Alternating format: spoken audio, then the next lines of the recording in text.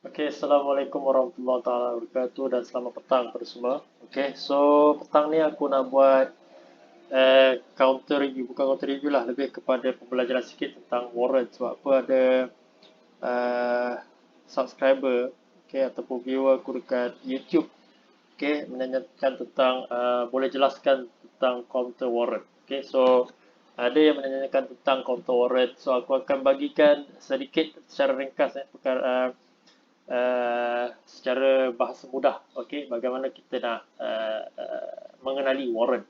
Alright, so warrant, okey, aku guna DNex okey, DNex sebagai counter contoh. Okey, so sebab apa DNex dia ada DNex warrant dia, okey. Alright, DNex warrant.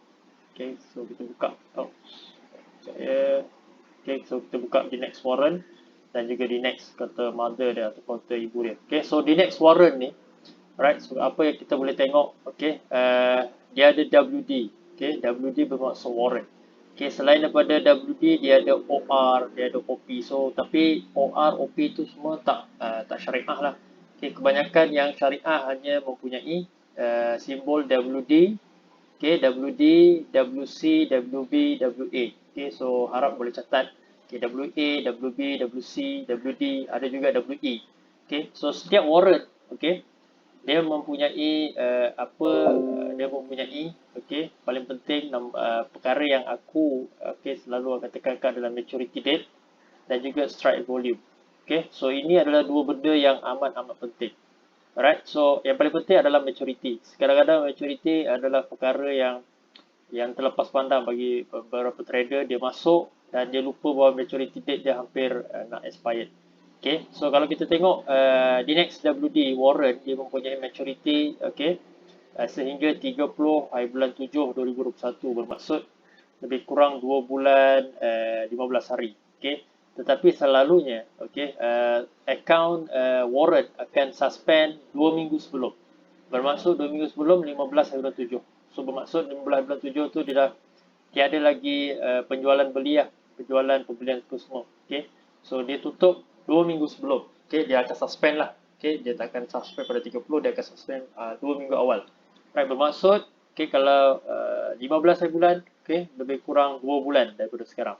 Okay, so agak bagi aku agak berisiko, okay, untuk sesuatu counter warrant. Okay, kalau untuk newbie yang tak faham apa itu warrant, okay, masuk dalam counter warrant dan dia kadang-kadang tersangkut ataupun hangus. Okay, bahayanya counter warrant adalah kita boleh hangus, okay, kita punya modal 100%. Okay, berbanding counter ibu atau counter dipanggil mother share, okay, counter DNex, okay, dia tiada maturity dan dia mustahil untuk kita rugi 100%. Okay, mustahil. Tapi warrant memang boleh rugi ataupun kita totally loss. Okay, kita punya modal jika kita expired. Okay, lagi satu tentang strike value. Okay, kalau kita boleh tengok strike value, okay, bagi DNex warrant, alright, adalah 50 sen. Okay, so apa pentingnya strike value kalau kita tengok adalah mother, okay, ini adalah share value, share price. Okay, share price ni adalah harga uh, ibu, okay, counter mother share. Okay, sekarang ni DNex, okay, mak DNex, okay, DNex mak berharga 77 sen. Bermaksud kalau kita tengok harga dia melebihi strike value.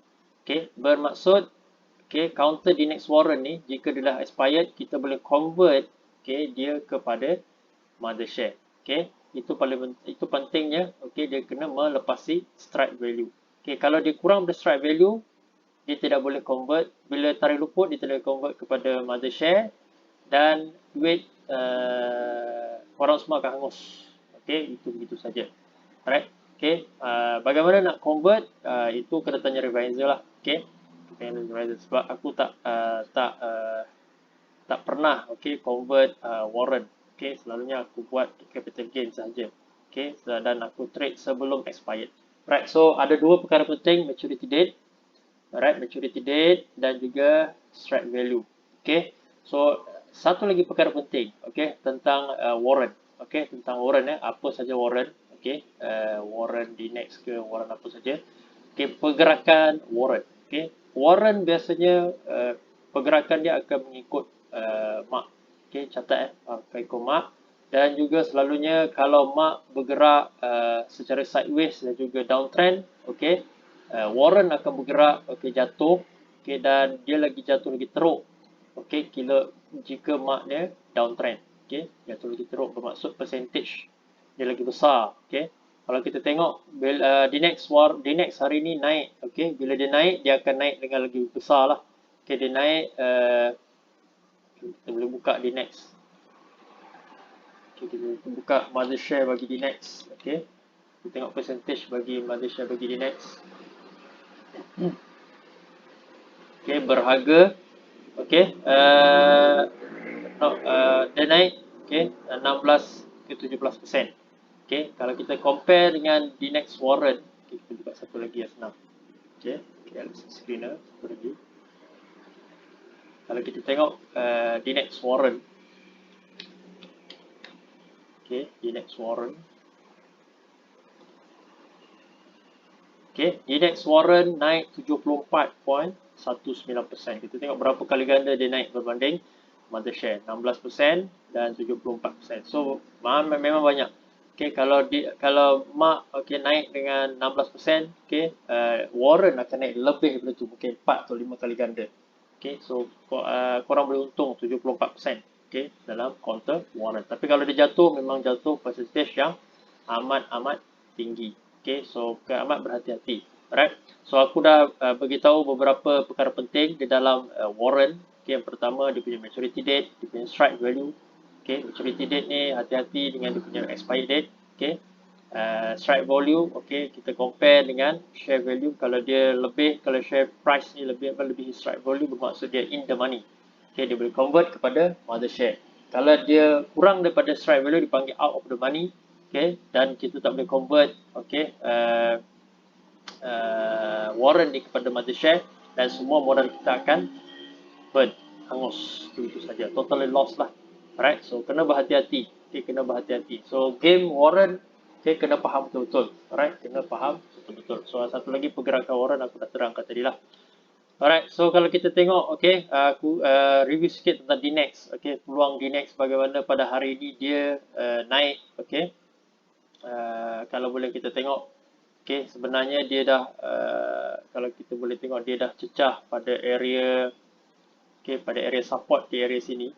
Okay, ni area support dia sampai hampir, okay, area support dia, okay, dan dia mempunyai, kalau kita tengok, dia cuba untuk buat candle reversal kat sini dan akhirnya dibuat satu candle yang besar kat sini.